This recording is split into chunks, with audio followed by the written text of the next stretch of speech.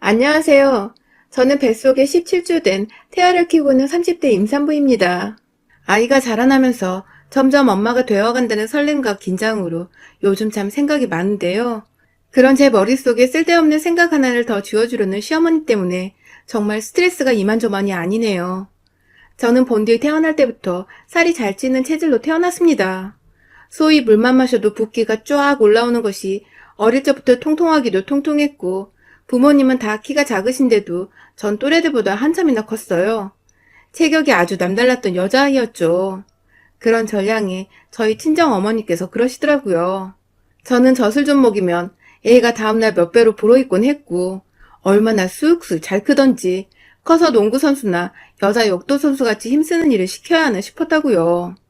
보통 이런 소리를 들을 때면 옆에서 저희 언니는 엄마라면 딸내미를 좀 더 예쁘고 호리호리하게 키울 생각부터 해야 하는 게 아니냐고 하면서 역도 선수가 뭐냐며 제 통통한 몸뚱이를 보고 놀릴 자세를 취하곤 했었어요. 하지만 전 그게 다 아무렇지 않았어요. 나라를 대표할 수 있는 농구 선수나 역도 선수 아무나 할 수도 없고 대충 하고 싶다는 생각만으로도 할 수 없는 너무나 멋있는 직업이잖아요.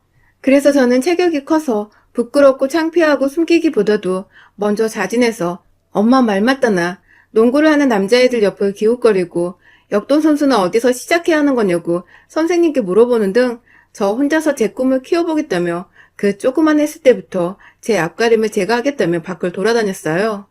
엄마도 아빠도 어린 제게 외모로 상처 입히고 싶지 않으셨는지 늘 좋은 말씀을 해주시며 제가 바르게 제 자신에 대해서 생각을 가질 수 있도록 옆에서 많은 도움을 주셨고요.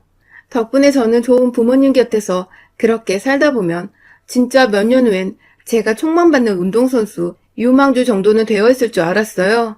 그 꿈을 초등학교 그리고 중학교 입학할 때까지도 키웠네요. 하지만 예상과는 다르게 인생이 흘렀어요. 제 키가 그만 163에서 뚝 하고 멈춰버리고 만 것입니다. 남다른 체격인 줄 알았는데 그냥 그 키에 70kg로 살이 좀 더 찐 비만 아동이었을 뿐이었고요. 결국 중학교 내내 저는 키우던 꿈도 잃고 그나마 남아있던 자존감과 자신감도 잃게 되며 저를 비하하고 끊임없이 자책하는 모습을 보였어요. 친구 관계는 당연히 좋지 못했고요. 제가 먼저 다가가지 않는 건 아니었는지 먼저 체격이 크다고 같이 어울리기 창피하다고 피하는 또래의 여자애들 때문에 제가 먼저 친구가 되기 위해 다가가는 짓을 그만둬버렸죠. 저도 그저 평범한 여자애일 뿐이라 그런 건 정말 상처가 되었기 때문입니다. 어쩌다 시작된 은연중의 따돌림과 소외됨, 그리고 제 스스로를 사랑하지 못하고 못나고 어린애로 살아갔던 중학교 시절은 제 인생에서 가장 최악의 시간이었어요. 졸업을 할 때 보니 제 몸무게는 10kg나 더 쪄버린 80kg를 웃돌았고 여전히 키는 그대로여서 비만도는 더 심해져 있었어요. 그간 스트레스를 쌓이면 먹는 것으로 풀곤 했었는데 그게 결국 제 몸을 더 악화시켜 버렸더라고요. 살은 더 쪄있고 인간관계는 전과는 비교할 수 없을 만큼 망가져 있었고 그런 저를 보며 아무런 티는 못 내지만 뒤에서 눈물도 여러 훔치셨을 엄마와 아빠를 생각하니 가슴이 미어졌습니다. 어릴 적 절 놀리기에 급급했던 언니도 가족은 가족인지 점점 어두워져가는 저를 불쌍하고 치근덕스레 보면서 걱정하는 모습이 더욱 역력해져 갔고요. 이대로 더 살다가는 저뿐만 아니라 절 지켜보는 제 가족들이 더 힘들어지겠다 싶던 그때 제가 다이어트를 결심했습니다. 정말 독하게 뺐어요. 남들은 대학 가면 빠진다고 공부에 열을 올리던 그때 저는 정말 죽지 않을 만큼 먹으면서 날마다 동네를 돌아다녔어요. 처음엔 살이 쪄서 무릎 관절이 안 좋아 5바퀴 정도 돌던 걸 살이 조금씩 빠지기 시작하자 10바퀴, 20바퀴 정도는 점점 거뜬해졌고요. 중간중간에 식욕을 참지 못하고 하루 정도 이성을 잃고 밥을 먹은 적도 있었지만 이내 학교 갈 생각만 하면 스트레스가 쌓이는 바람에 또 정신을 차리고 다이어트를 할 수 있었죠. 그렇게 중학교를 졸업하고 고등학교에 입학하는 딱 그 사이 그 짧은 기간 동안 저는 무려 30kg를 빼버렸습니다. 정말 초등학생 하나가 제 몸에서 빠져나간 꼴이었어요. 사람이 완전 딴 사람이 되어버리니 저는 말할 것도 없고 가족들도 정말 많이 좋아했습니다. 제가 신이 나서 먼저 옷을 사달라고 하고 꾸밀 수 있는 액세서리며 이것저것 또래 여자애들 같은 것들에 관심을 보이니 부모님도 안심이 된 듯 보였어요. 그러면 좀 더 친구들을 쉽게 사귀며 어울릴 수 있을 거라 생각을 하셨을 테니까요. 다행히 부모님이 원하셨던 대로 고등학교에 진학을 하면서는 친구를 사귀는 것이 많이 수월했어요. 살 빠졌다며 몰라보겠다며 신기해서 다가와준 애들도 있었지만 워낙 집에서 떨어진 고등학교로 진학하는 바람에 중학교 동창들이 잘 없어서 새롭게 학교 생활을 시작하기에는 정말 딱이었죠. 비교적 학교 생활도 잘했고 친구 관계도 힘들어할 일이 없으니 학업에도 더 집중할 수 있었습니다.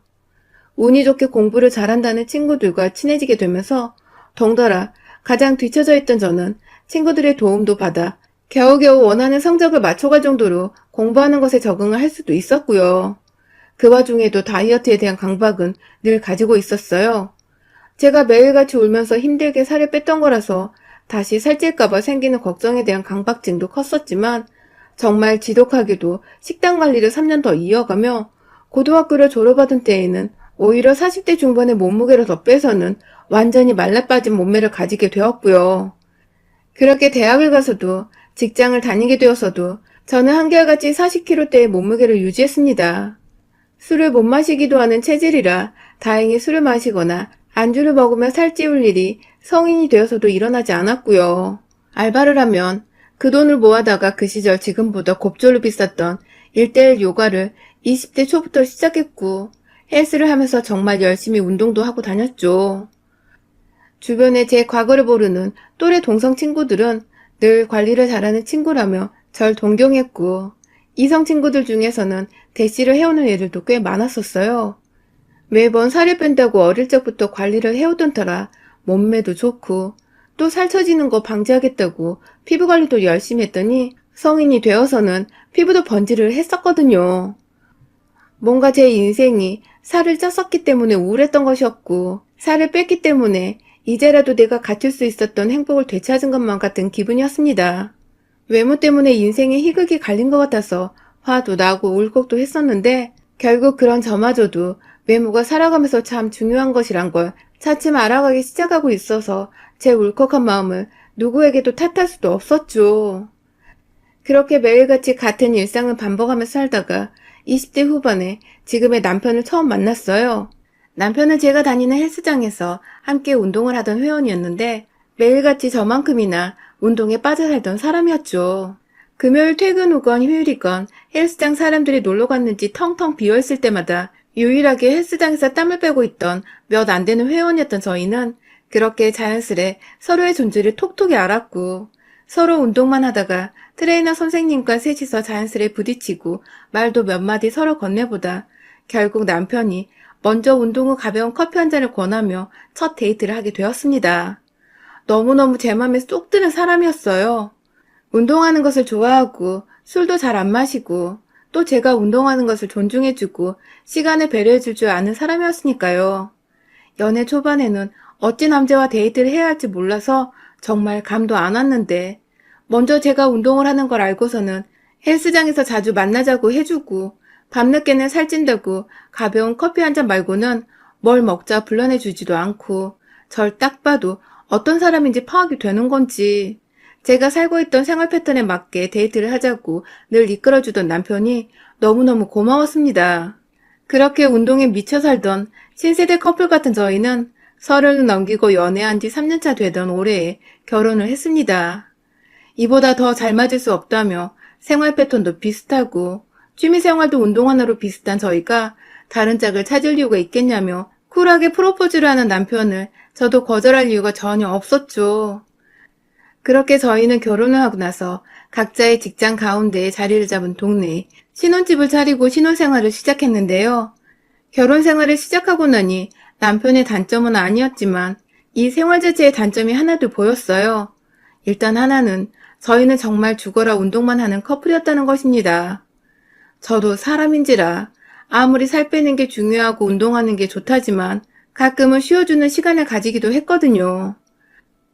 하루에 1시간 정도 유산소와 무산소를 섞으며 일하는 것만으로 충분하다 생각하며 살아오다가 남편을 만나서는 이 사람이 운동에 미쳐 사니까 덩달아 따라서 조금씩 무리를 해보며 헬스장에 더 오래 머물렀던 것인데 결혼을 해보니 남편은 좀 여유를 가지고 신혼생활을 더 즐기기는커녕 더 열심히 퇴근 후 곧장 헬스장으로, 주말에도 눈 뜨면 헬스장으로 향하더라고요. 이게 좋았기 때문에 결혼을 한 건데 막상 내 남편으로 둬보니 평생을 운동에 미쳐 사는 남자와 이렇게 살 수 있을까 싶어서 아찔했습니다. 나중에 제가 아파도 운동부터 하고 오겠다고 할 것만 같아서 점점 걱정이 되기 시작했죠. 그래도 한편으로는 저도 함께 운동을 할 수 있다는 것에 의미를 두며 그냥 잘 넘겼어요. 정말 큰 문제는 다른 하나였는데요. 바로 남편을 쏙 빼다 닮은 시어머니셨습니다. 시어머니도 운동을 열심히 하시냐고요? 아니요. 바로 남편이 운동에 미쳐 사는 것처럼 한번 빠지거나 생각을 하면 헤어나지 못하고 그것만 생각하는 점이 쏙 빼다 닮았다는 것이었죠. 결혼 초까지만 해도 시어머님은 그리 얼굴을 잘 보는 사이도 아니었고 저와 막 살갑게 지내는 사이도 아니었어요. 일단 제 옆에 있는 남편이 시부모님께 무뚝뚝하기도 해서 제가 필요이상으로 막 나서서 시어머니를 먼저 챙기려고 하진 않았죠. 그렇게 결혼 생활이라는 건 남편과 둘이서 새 살림을 차리면서 잘 사는 거라 생각을 하고 살았는데 제가 결혼하고 5개월도 지나지 않아 아이를 임신하게 되었습니다. 제가 아이를 임신하게 되면서 식욕이 부쩍 늘었는데요. 처음 2달간은 제대로 모성애가 느껴지지 않은 것 같고 그래서 제 몸부터 먼저 생각하며 웬만큼 식욕이 돋아도 무조건 참으려고만 했었어요. 그러다가 점차 산부인과를 다니고 임산부 책들을 읽고 뭔가 뱃속 아기에 대한 것들을 찾아 읽고 접하면서 점차 애 생각이 저 하나보다 먼저 들기 시작하더라고요. 그렇게 하나 둘 입에 대고 먹기 시작한 음식들은 점점 첩첩산중으로 쌓여갔고 임신한 것을 좋아라 했던 남편도 먼저 먹을 걸 사다 주기 시작하면서 저는 2달도 안 되어 몸이 크게 불어나기 시작했습니다. 여기저기 임신 축하 전화도 많이 받았고요. 조언도 많이 해주시니 임신 주수가 지나갈수록 제 자신도 몸을 더 조심히 다루기 시작했어요. 운동을 무리하게 하는 것이 안 좋다고 하여 처녀짝에 했던 운동량을 절반의 반으로 확 줄여버렸고 간간히 저녁에 산책을 하는 것으로 운동을 대신했죠. 처음에 무조건 단점이라고 생각을 했던 남편의 미친 운동사랑도 제가 임신을 하게 되니 천만다행으로 바뀌기 시작했어요. 연애 때부터 지나가는 아기들을 보면서 무척이나 귀여워하길래 아이를 좋아하는 남자라는 걸 알고는 있었지만 이렇게도 다정한 남자일 줄은 정말 몰랐었습니다. 평생 좋아하던 운동도 제가 임신을 하던 순간부터 확 줄였고 제가 저녁에 산책을 할 때 꼭 항상 옆에서 손잡고 따라와서는 같이 동네를 걸어줬어요. 제 임신과 함께 덩달아 남편의 생활습관도 완전히 뒤바뀌게 되었죠. 맛있는 거 같이 먹고 몸에 좋다는 저녁 밥상도 같이 차려 먹고 저희는 연애와 결혼까지 포함해서 거의 3년 5개월 만에 처음으로 몸무게 앞자리가 하나 늘어나는 등 포동포동하게 살이 쪘어요. 아주 보기 좋게 말이죠. 이게 다 뱃속 아기한테 좋은 거라 생각을 하고 또 뱃속 아기 덕분에 저희도 오랜만에 먹고 싶었던 것들을 마음껏 먹어본다고 생각을 하니 그저 즐거웠습니다. 그런데 우리 시어머니만 생각하면 잘 먹고 잘 살다가도 숨이 턱 하고 막혔습니다. 하도 옆에서 살이 뒤룩뒤룩 쪄가는 중이라며 잔소리를 하셨기 때문인데요. 앞서 말씀드렸듯이 저희 시어머니는 하나에 빠지면 그것 말고는 다른 생각을 못 하시는데 글쎄 제가 임신을 하고 나서는 완전히 관심의 대상이 저와 뱃속 아기한테 쏠려버리신 겁니다. 처음 임신했다고 전화를 드렸을 때는 저희 친정 부모님만큼이나 좋아하셨고 또 좋은 말씀도 많이 해주셨어요. 그 덕에 양가 어른들 축복받으며 우리 아기가 잘 크겠다고 너무나 감사해 했고요. 그런데 다달이 시간이 지날수록 시어머님의 덕담은 점차 악담으로 변하기 시작했습니다. 처음에는 단순히 임신한 여자가 얼마나 조심히 행동을 해야 하는지 알려주는 조언부터 시작이 되었어요. 출근하는 길에 핸드폰도 아닌 집으로 전화가 오셔서는 당장 나가봐야 하는데 임신해서 출근하면 쓰냐고 당장에 사표를 쓰고 집에 있으라는 어이없는 말씀을 하셨어요. 곧 애가 태어나면 나갈 돈이 더 많아질 텐데 따로 용돈을 저희한테 주지도 않으시면서 무턱대고 저한테 일을 그만두라고 하시니 저는 그게 당연히 달갑게 들리지는 않았죠. 그냥 생각해보겠다는 마음에도 없는 대답을 드리고는 출근을 해야 한다며 급하게 전화를 끊고 남편과 함께 집을 나섰습니다. 그런데 그게 시작이었어요. 점점 돈 한 푼 손에 쥐어주지도 않으시면서 이걸 사 먹어라, 저걸 사 먹어라 하며 저도 뻔히 인터넷에 조금만 검색을 하면 아는 내용까지 바쁜 출근길이나 피곤한 퇴근길에 전화가 와서 알려주시거나 어느 한의원이 임산부 몸보신 용안약을 만든다더라 하면서 그 나이 어르신들이 할 법한 잔소리와 덕담을 반 섞인 말들을 시전하시면서 제가 참 전화를 받고 싶지 않게 만드셨어요. 그래도 나름 시어머니가 며느리를 생각해서 챙겨주시려고 이러시는 거라며 마음을 다잡고 늘 반갑게 그리고 예의 바르게 전화를 받곤 했었는데요. 시간이 지나면서 악담과 덕담의 경계가 모호해지는 순간이 찾아왔어요. 바로 한 달 전쯤에 있었던 일 때문이었습니다. 그때 제가 회사에서 중요한 발표가 있어서 거의 발표날을 기준으로 일주일 정도간 회사에서 야근을 하며 지냈는데요. 하필 그 사이에 저희 시어머님이 저희 부부한테 말 한마디 없이 집으로 찾아오셨더라고요. 저는 일한다고 남편한테 미리 말을 하고는 집중하려고 핸드폰을 무음으로 해놨었는데 뒤늦게야 늦게 퇴근하는 길에 시어머니가 오셨다는 남편의 문자를 읽고는 황급히 집으로 들어왔고요. 차로 1시간 정도 걸리는 거리에 살고 계셨던 시어머니는 그날 저희 집에서 주무시려고 하셨는지 저녁 시간에 오셔서는 옷가지가 담긴 짐까지 챙겨 오셨더라고요. 황급히 집에 들어가니 시어머니는 혼자서 화가 단단히 나 계셨습니다. 제가 없는 사이에 남편한테 이미 잔소리 폭격을 던져놓으셨더라고요. 임신한 여자가 회사에서 뭐 이리 오래 일을 하고 있냐고, 내가 말한 한의원 집에서 약 타려고 전화는 한번 해봤냐는 등 한참을 남편을 향해 혼을 내시다가 뒤늦게 들어온 며느리인 저를 보고는 기가 찬다는 표정을 짓고는 방으로 먼저 들어가신 시어머니는 다행인지 뭔지 다음날 저희가 출근을 해야 하는 시간에 맞춰 짐을 싸서 도로 집으로 돌아가셨어요. 뭐 때문에 오셨는지는 모르겠지만 불시에 들어와 저희 부부가 어떻게 뱃속아기를 키워내고 있는지 살고 있는지를 확인하고 검사하고자 오신 것만 같아서 기분이 그리 좋지는 않았어요. 오히려 마구 불쾌하기만 했죠. 그러다가 불과 일주일 전 결국 터질 것이 터지고야 말았습니다.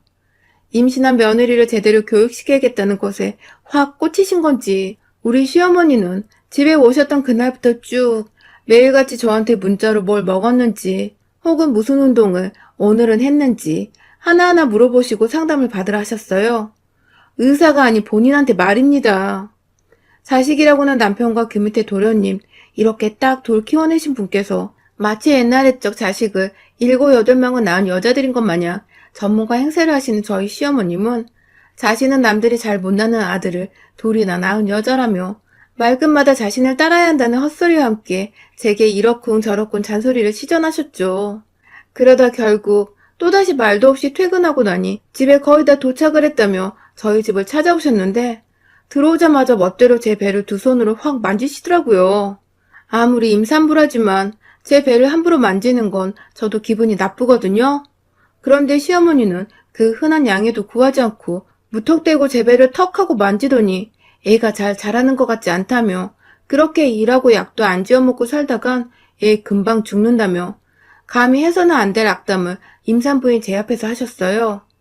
남들은 시댁에서 먼저 맛있는 거 사 먹으라고 용돈도 주고 좋다는 음식을 사서 보낸다는데 우리 시어머니는 10,000원 한 장 쓰지도 않으시면서 뭐 그리 잔소리만 많으신 건지 그놈의 한의원 타령은 저 처음 임신했을 적부터 매주 듣고 있는 것 같았어요.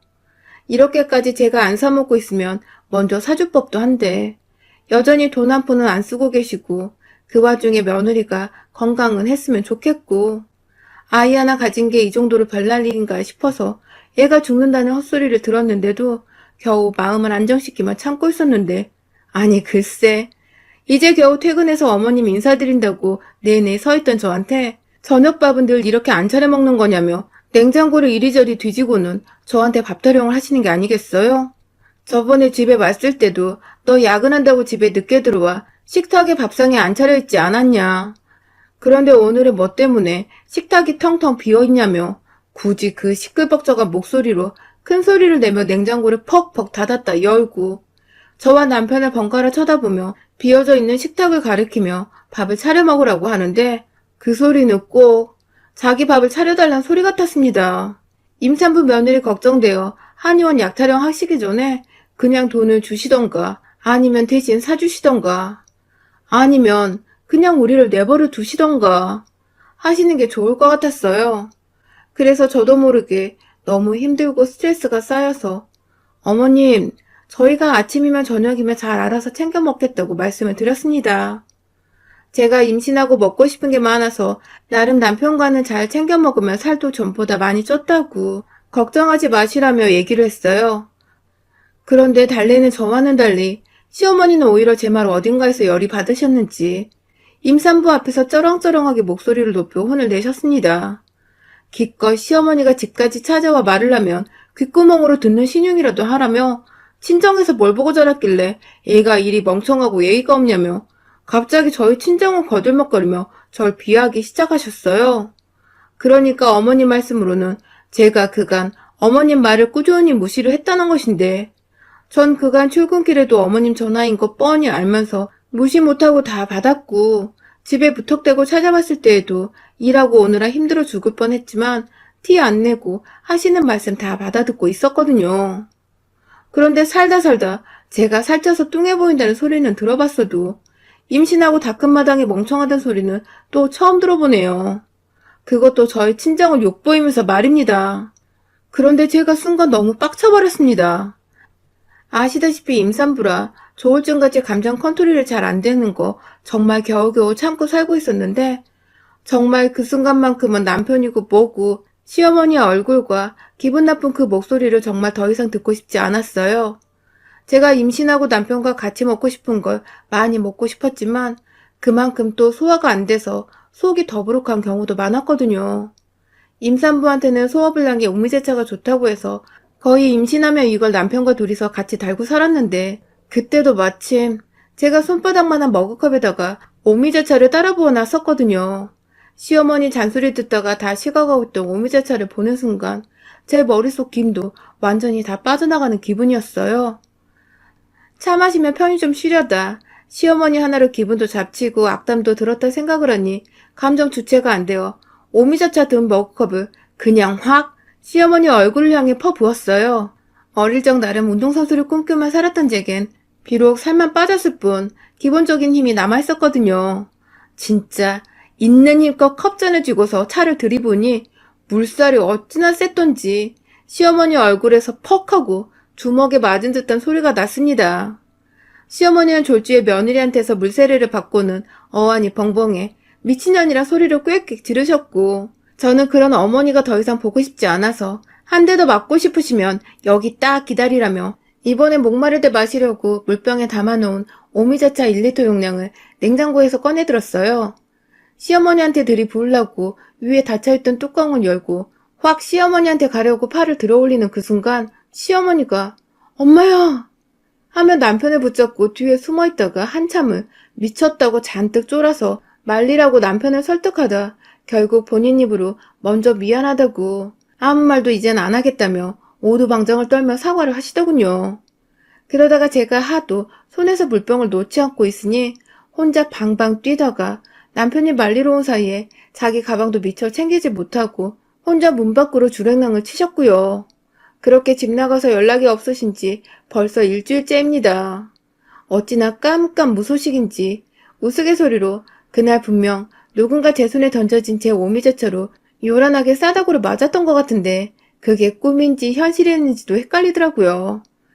여전히 시어머니 가방은 저희 집에 놓여져 있는데 보기 싫다고 그건 그대로 쓰레기통에 쳐넣었어요. 혹여나 또 전화 오면 그땐 요구 바가지로 해주려고 전화선도 안 뽑아놓고 기다리고 있는데 저한테 완전 쪼르셨는지 더 이상 연락도 없으세요. 덕분에 남편도 저한테 이런 모습이 있는 줄 몰랐는지 완전 쫄아서는 자기 엄마가 너무 심한 말을 했다며 옆에서 더더욱 저를 왕비 모시듯 떠받들어 주고 있고요. 아휴, 살면서 살 때문에 모진 경험도 하고 참 힘들게 살았는데 이제 좀 맛있는 거 잘 먹고 살려 하니 시어머니가 절 딱 건드리시는 바람에 나름 한동안은 정신적 스트레스가 상당했었지만 이제는 좀 자유가 된 것 같아서 속이 후련합니다. 다음에 또 헛소리하려고 말도 없이 집에 찾아오시는 날에는 저 진짜 그때는 오미자차가 아니라 욕조에 물 한가득 집에 있는 차 종류는 다 털어내 우려서는 시어머니 면상에 바가지로 퍼서 던져버릴 거예요. 또 오기만 하세요 아주. 여러분의 생각은 댓글로 남겨주세요. 오늘도 시청해주셔서 정말 감사합니다.